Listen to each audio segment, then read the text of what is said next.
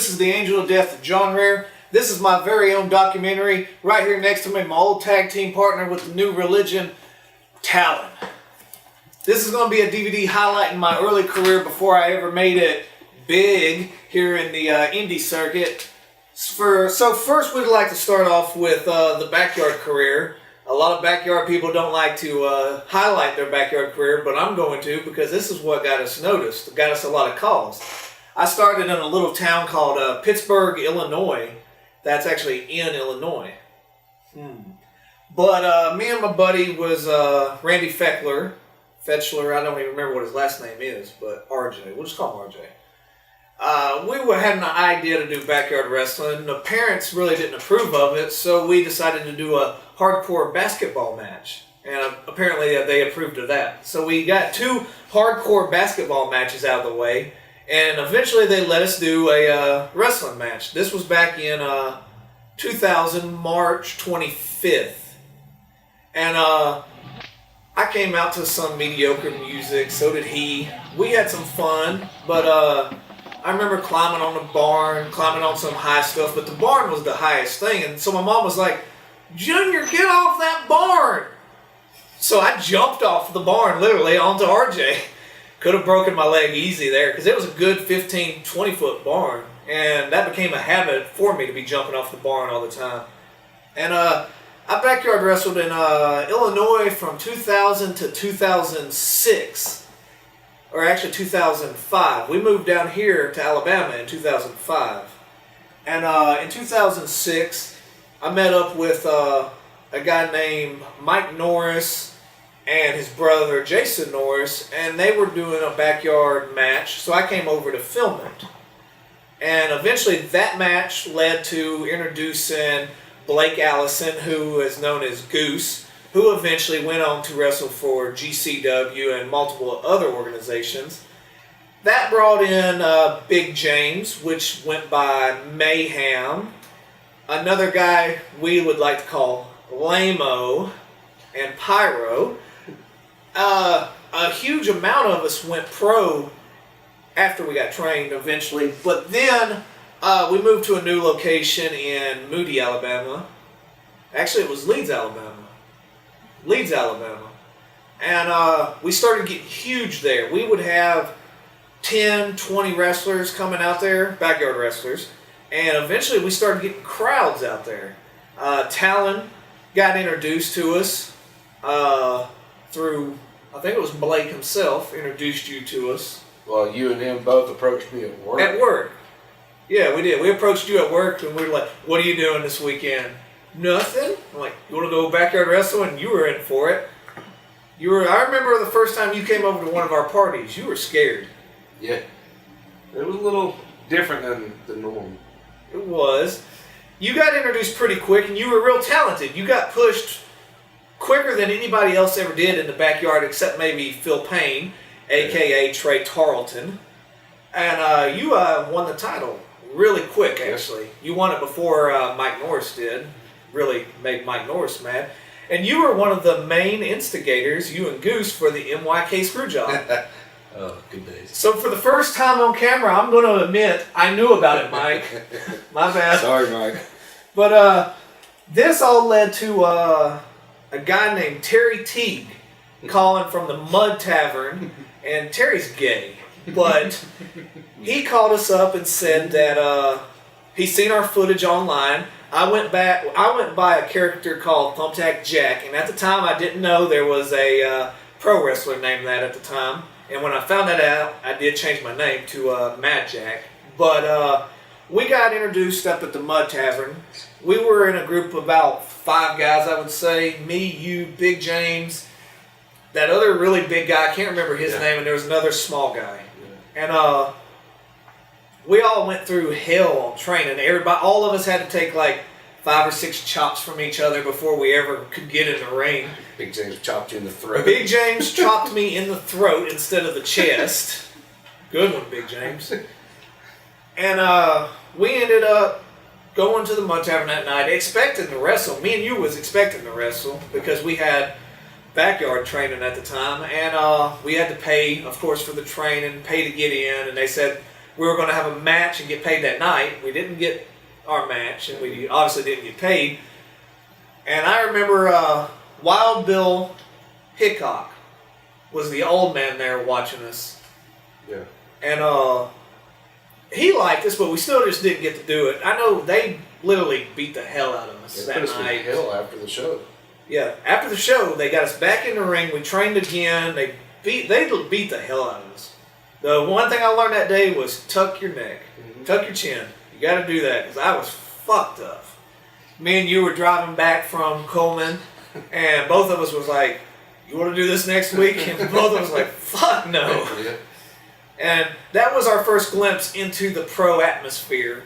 And it took us about another year before we got a call from Bryce Adams, who ran Fake Wrestling. And through some training courses with Will Owens, I believe Johnny Rage was out there one time. He didn't do much training, but he was out there just giving us pointers. Yeah. And then the third time or the second time, I don't remember who was really training. Will Owens rented the ring to Bryce, and Bryce didn't pay the man. So that gave us all bad names really quick. Even we didn't have nothing to do with it. We were just out there training. He didn't pay him. And Will still remembers it to this day. He was on one of the last LXW shows I was on, and he reminded me about it. But through these training courses, it was determined that I was going to become the first fake heavyweight champion, which for me was cool as hell, but on a promoter standpoint, it's horrible decision making to make this guy's first pro match be the heavyweight champion. And when the fake show came up, he booked Elix Skipper, a lot of huge names, Ted Allen, rest in peace, Action Mike Jackson, who, for on the record, if you want to put asses in the seat, you get Action Mike Jackson. But on a personal note, I hate the fucker. But on this night, Bryce did not have the money ready. He was waiting to pay everybody on the seats. And that didn't happen. We maybe had 10 people there that night. Elix Skipper drove all the way from, I think it was Marietta, Georgia. He didn't get paid. So he literally took the fake championship, which was $2,000-$3,000 championship. It was an extremely nice championship. He took the title for payment, and Bryce still has not received the title back. He's tried to pay him. I'll buy it from you, Elix, if you contact me. But on to the next one. We go to, this was my first show working with Action Mike Jackson. So he's seen this show. He was having a show the next week, same town. He invited all of the backyard crew up there, literally. Me, Sketch, all of us. We had a main event battle royal to determine the first Alliance heavyweight champion. And it was determined, yet again, I would win the championship. But I cheated to win. The commissioner came in, stripped me of the title immediately, and that led to a show in Lineville, Alabama, where we would redecide the BWA champion again, which it was the Bama Wrestling Alliance Championship, which Phil Payne went on to win. He beat me, or I beat him in a singles match that night. He won the Battle Royal, and he won that. And me and Phil would feud for almost a year, going to every little town here in Alabama with Jackson, pretty much put on the same match, just different town. He beat me for like a year straight. It felt like 100 matches. It wasn't that many, but it felt like it. But then that would lead to a lot of indie shows. You was on one of these shows where you thought you almost broke your neck with a spinning neck breaker. We were in separate locker rooms that night. After the match, Action Mike Jackson comes back there and he's like, I think Talon broke his neck. He said he can't do the Battle Royal. And I didn't even know anything was really wrong with you. You got up, you were sluggish, but you were still moving. And I remember the first thing I thought of was like, Talon's going to make me look like shit in front of these guys. And that was selfish of me because I should have been like, is he okay? And the first thing I was like, God damn it, Talon. And I've always, especially back in the original days, I could say that I was a really selfish, and a very arrogant person to be where I was at. I was pushed way too quick. And you know me, from backyard to pro, my goal was every show I wanted to be the best. I wanted to have the best match. Even if I was the nobody on these cards with like Buff Bagwell. I got in the ring with Buff Bagwell. He lit me the fuck up with those chops. And after the match, he was like, thank you, man. Half the people in WCW didn't want to take those damn things. And I was just like, what could I do? Thank you, man.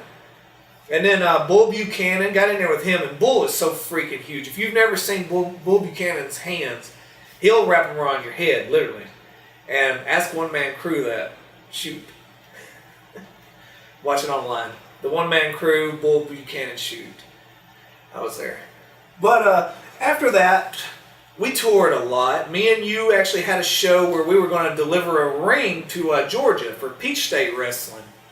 We had car trouble, axle trouble. I mean, everything that could go wrong on this went wrong. And this is what tarnished me and Jackson's friendship, our relationship here. I was supposed to deliver the ring that night to this show, and one of the Demolition Boys was on it. I believe it was going to be Axe.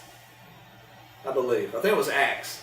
But we couldn't make it to the show, and I had to call him and tell him we can't deliver the ring. And we're like 3-4 hours to ring time. And, he's ballistic, and he's so stupid, he was like, can't you go to Walmart and replace it? I'm like, it's an axle. You can't just go to Walmart and fix this. Yeah. And, I apologized a million times to him, but it didn't work out. That never ended. And throughout a lot of the indie shows that me and you went to, we went to SAWE. One thing that was bad for my career, because it built my head up too damn big, is people would bring me into their shows and I would beat their people. Me and you tagged, we would go into other people's shows and beat their champions. We would win. We fought Sickness in a 2 out of 3 series, and we whooped them 2 of the series. Yep. They finally won 1, but we went into their organization and beat them. And it's a bad thing for promoters to do this. And I can say the same thing. I was a horrible promoter early on, is you push the wrong people. I was pushed to the main event when I should have been the curtain caller. And it didn't change my attitude, because I still wanted to be the best. I always wanted MVP. I would be literally pissed if I messed up in the ring. If I messed up a spot, you would know it, because you wouldn't find me in the back usually. I'd be outside pissed off. And that was one of my biggest pet peeves, is if I messed up, I was just, delirious. Yeah. You could do it, I'd forgive you, I didn't care. But me messing up was just pissy. I couldn't stand it.